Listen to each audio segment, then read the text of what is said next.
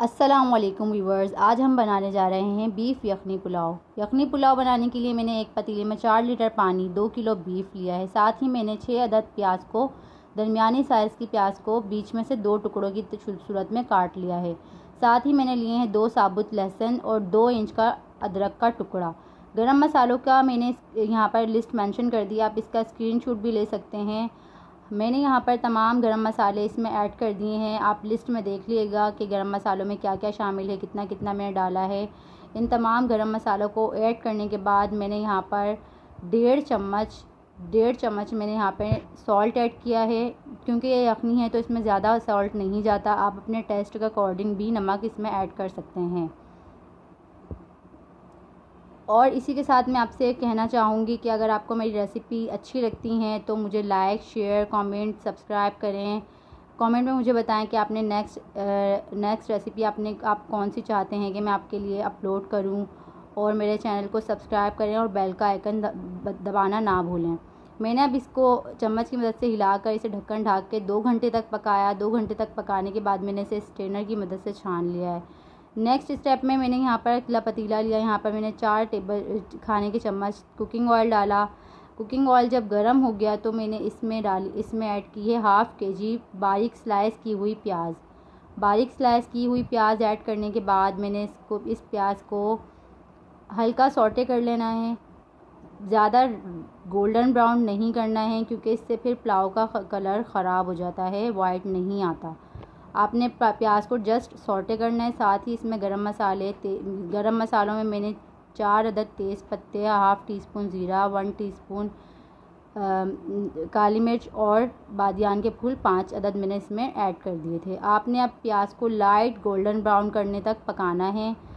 जब प्याज light golden brown हो जाए तो आपने इसमें बीफ जो कि हमने यखनी में पकाया था उसे आपने ऐड कर देना है। मैंने यखनी को छान लिया था और बीफ मैंने अलग इसको निकाल के अलग बर्तन में मैंने इसको रख दिया था। अब इसको बीफ को भी हल्का सा भूनना है ताकि इसका थोड़ा सा स्मेल ख़त्म हो जाए। साथ ही मैंने इधर जिंजर गार्लिक पेस्ट मैंने यहाँ पर 6 टेबल स्पून, क्योंकि यहाँ पे मैं 1.5 किलो चावल बना रही हूँ तो मैंने यहाँ पे 6 table spoon ginger garlic paste और 20 हरी मिर्च का मैंने इसका पेस्ट बना के डाला है। साबुत नहीं डाली है क्योंकि मुझे थोड़ा सा पुलाव स्पाइसी चाहिए था, इसलिए मैंने यहाँ पर जिंजर गार्लिक पेस्ट और ग्रीन चिली पेस्ट ऐड कर दिया है।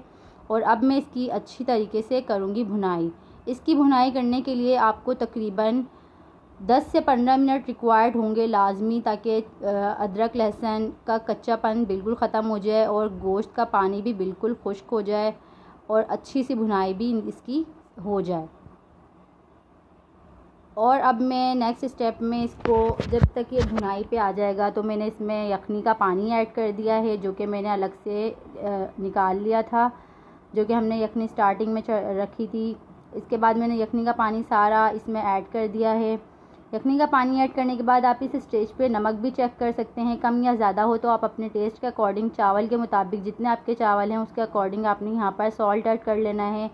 और बर्तनों को अच्छी तरह से साफ़ किया करें, ज़रा सा भी कोई एक दाना इसमें नहीं छोड़ा करें, रिस्क को ज़ाया नहीं किया करें, इसे बिल्कुल पूरा का पूरा इस्तेमाल किया करें। बर्तन को अच्छी तरह से हमने साफ़ करके सारे दाने चावलों के इसके अंदर डाल दिए हैं। इसके बाद में इसको चावलों को हल्के हाथ से कफगीर की मदद से आहिस्ता आहिस्ता से ऊपर नीचे हिलाऊंगी। इसको मैंने चावलों को हिलाने के बाद ढक्कन ढक के इन चावलों को मैंने 7 से 8 मिनट तक पकाना है ताकि चावलों का पानी खुश्क हो जाए।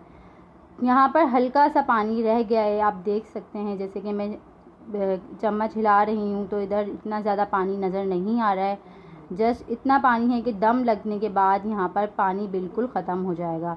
अब आपने इसके बाद आपने नेक्स्ट स्टेप में क्या करना है, आपने ढक्कन पे कोई भी साफ़ सुथरा सा कपड़ा इस पर कवर कर लेना है ढक्कन पे, और आपने तवा गरम करके उसे अच्छी तरह से 5 से 6 मिनट तक गरम कर लेगा। और तवा गरम करके ढक्कन ढक के आपने ढक्कन के ऊपर कोई भी वेट दे दें ताकि भाप बाहर ना निकल सके। वेट देने के बाद अपने तकरीबन इसको 20 से 25 मिनट तक दम देना है। दम अच्छी तरह से लगाइएगा ताकि चावल आपके कच्चे ना रहें। अब आप देख सकते हैं कि देखें चावल यहाँ पर कितने अच्छी तरीके से पक चुके हैं और ये है इसका फ़ाइनल लुक।